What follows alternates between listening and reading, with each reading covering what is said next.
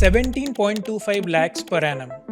This might sound like someone's CTC, but it is actually the annual school fee of one of the most expensive schools in Bangalore. Every parent wants the best for their child, but how do you decide the best school, the best teachers, and the best board of education for your child? Most importantly, does the best education always have to be the most expensive? My name is Rishti. I am 7 years old and I am second standard.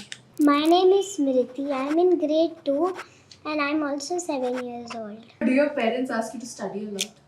Yes. We chose the ICSE board because myself as well as Abhinav, we've studied in an ICSE board when we did our 10th standard, and the syllabus was something we were aware of and comfortable with. I think honestly, when you're twin parents, cost does play a big factor. Per child, the annual school fee is 88,000.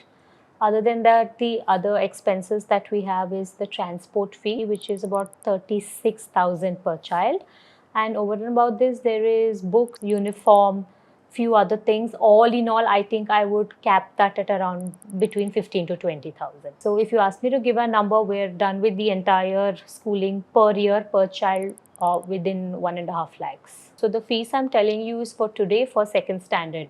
But when they were in the pre-primary, when they were in their UKG, LKG, the fees was 45,000 per year. The other schools we had considered at that point of time, the school for that pre-KG, LKG was around 1.52 lakh. I think now in first and second, it would have exponentially gone up as well. We definitely didn't want something in the middle of a block of houses, like one building which was a school. That was something we were not in favor of. So this school really ticked it off in terms of having a big campus for the children. It is a bit academic focused. I will not say no, and we were okay with it. So that I also we always discuss that if the kids weren't able to cope or they were not okay with it, we'll pull them out.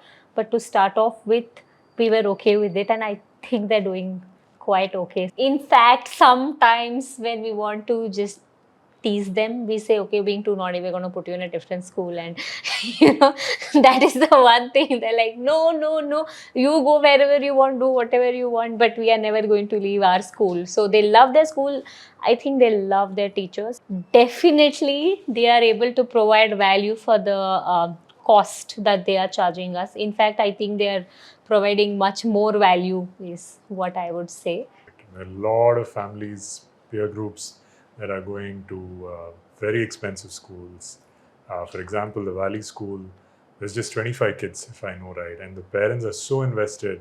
I think a few years before they started joining you've got to be part of the group to actually, getting into the school is huge.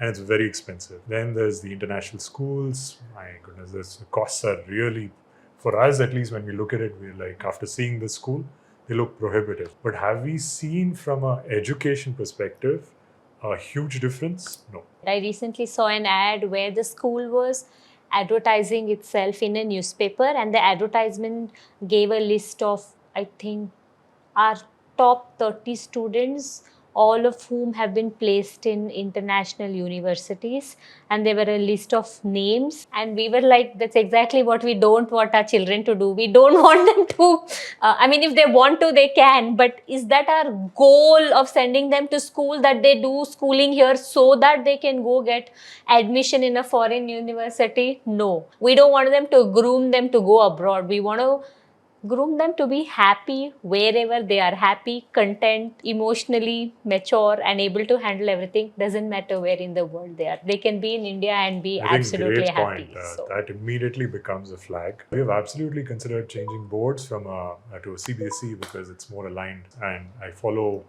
the NEP, the changes that it's making. I think there's a big divide between government schools where the native language is being primarily used for curriculum versus private schools where English is still the primary medium of communication, right? So the challenge that we faced, I speak Tamil primarily at home and she speaks Kannada, right? So we end up bringing English into our conversation. The first sentences that they started to make were in English, right? So that's a huge, big challenge. And as soon as they went to pre-primary or nursery, they were only allowed to speak in English. They weren't allowed to speak in their native tongue. So that kind of got them. Even when we speak to them in the native tongue, they respond in English. So that is something that really needs to change, I feel. And NEP tried and made a big effort to change that. In fact, they said that, and even in primary school, you should start with the native tongue. So the CBSE curriculum, I think, gets directly impacted by the changes, while the ICSE doesn't. I'm Nidhi and I'm 13 years old. I'm in 7th grade. I'm not really sure about what I want to become in the future right now, but one of the aspects where I'm looking towards is music. I'm part of the school band, so I get to spend time with the band and practice music, and it's really enjoyable for me. Total cost that we're incurring right now is about 3 lakhs for 7th grade in the current school, out of which I think around a little over 2 lakhs is the tuition fees. And then the bus fees is about 50k. Then uniform and books is around 20k odd. There are no additional costs unless you sign up for some extra classes. Apart from that, we've not seen anything else. If you know that 3 lakhs is your initial expenditure, I think it's pretty much within that. Considering only tuition fee, a good CBSE school in Bangalore can cost anywhere between 50,000 to 2.8 lakh per year. You will have lot more options when you want to search a CBSE school. For context, the number of CBSE schools in India is almost 10 times more than that of ICSE schools. School-wise, about 4 different schools we were considering as alternate options. About 3 of them were CBSE and 1 was ICSE. The research that we did, ICSE, we again figured out that ICSE gives equal importance to many subjects, unlike CBSE, which is more focused on science and maths. But the workload on the child is also higher in that sense.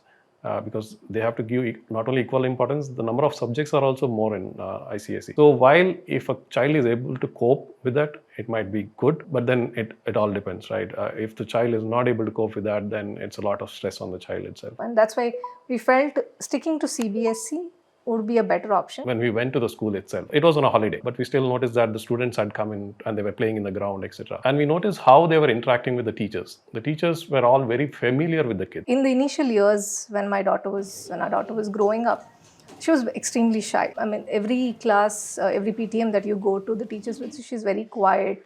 She does everything that we ask her to do, but she doesn't ask questions. That has improved over the years, and especially because now the teachers know her well. So they ask her, they make her speak. So the number of opportunities she gets to showcase her talent, her expertise has also increased. I think there are about 3 ranges what we notice in schools.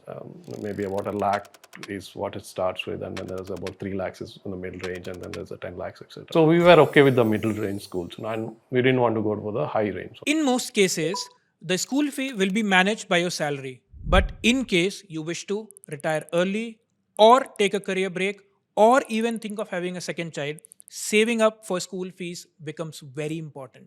Remember that the inflation on education is around 11 to 12%, which is much higher than the general inflation of 5 to 6%. This means that the education fees for your child could possibly double every 7 years. Even if you do not invest for it separately, you can add this cost in your existing goals and accordingly modify your SIP or other investments. See, in a city like Bangalore, of course, education is expensive, but we both work in the IT sector and it pays well, etc., right?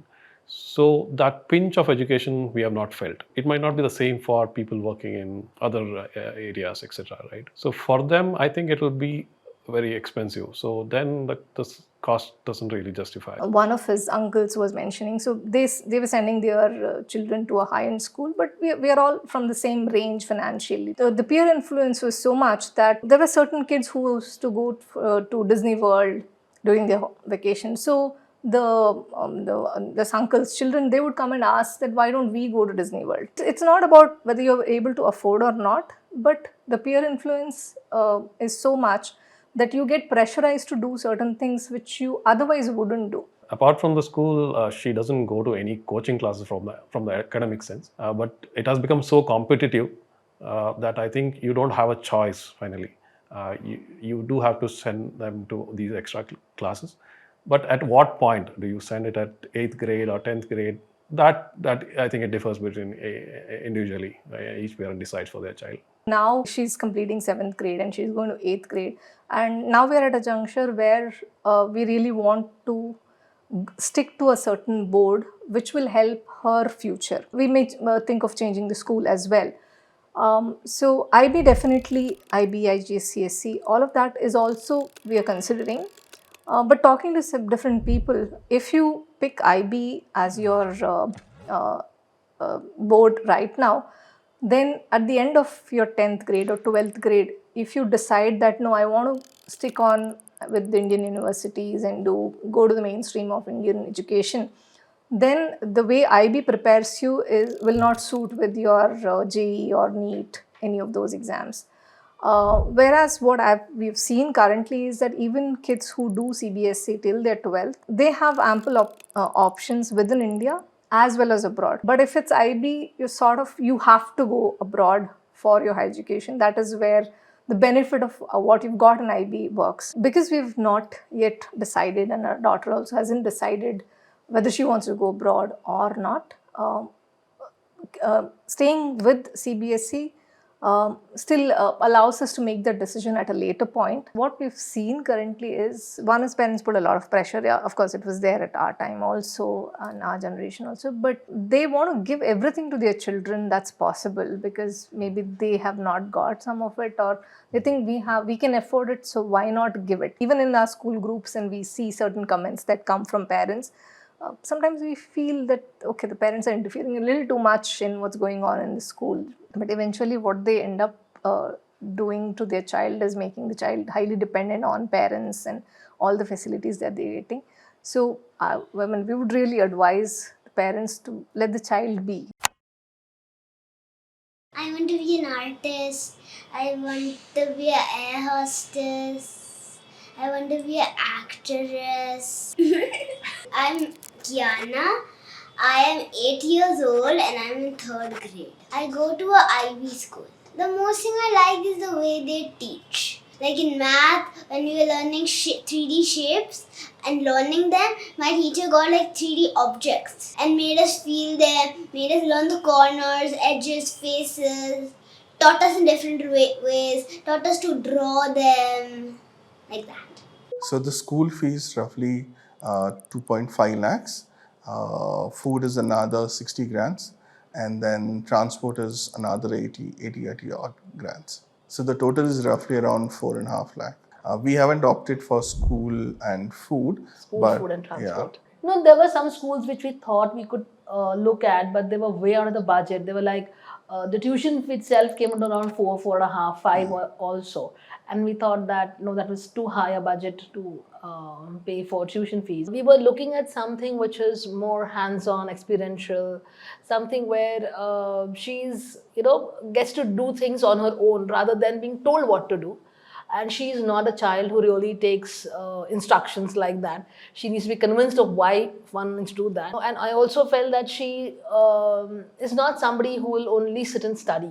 She thrives and she does multiple things. So that's when we realized that if she goes to an ICSE school, maybe she will spend a long hours in studying, and she might not be able to, do other things that she really enjoys doing. I think it's a biggest misconception that an IB school has to be an expensive one for one. See, because, at this stage of her life, and you don't want to spend everything now, slowly you're gonna have to think about higher education, and God knows where she wants to study tomorrow, here, outside, we are open to all, but yeah, need to save for those rainy days as well. When you see some of our friends who pay around 60, 70 for an ICSE school, and then you compare it to 2.4, it does pinch just 4 times, straight 4 times. Sometimes I feel, thank God we just have one kid. But below it, I am not really sure what kind of infrastructure, facilities, and teachers would they be able to afford. So she typically has yoga, sport, so she's chosen basketball. They have swimming as an option, they have skating, they have music, they have drama, they have art, they have dance. The beauty of such education thought process is that tomorrow kid can actually easily able to change his or her stream, follow something which is more to his or her passion rather than, what people are doing. I did engineering, but everybody else was doing engineering. That way I feel, I think these kids gonna have a better exposure, and we'll be able to do probably much more different things that we today are aware of. We've been hearing about kids, the older kids in the school. They do keep having different seminars, workshops. So the school is playing a good role in terms of exposing the kids to what is available post school, at university level. What are the different kinds of programs, not just in India, even abroad. So they are doing a good job in terms of exposing kids that way. You can get good education even in the government school. It's not that it's directly perpendicular, directly proportional to how much you spend. It just depends actually. I always say that when you are deciding a school for your child, we should decide. Look at what do you want. For one, you're not going to get everything that you want, and if you know that these are your non-negotiables, then you can make a right decision. Thank you for watching and supporting our channel. If you like the stories we tell, here's your chance to be a part of it. If you or anybody you know has an interesting financial journey to share, then please fill the form in the pinned comment below and we'll get in touch with you.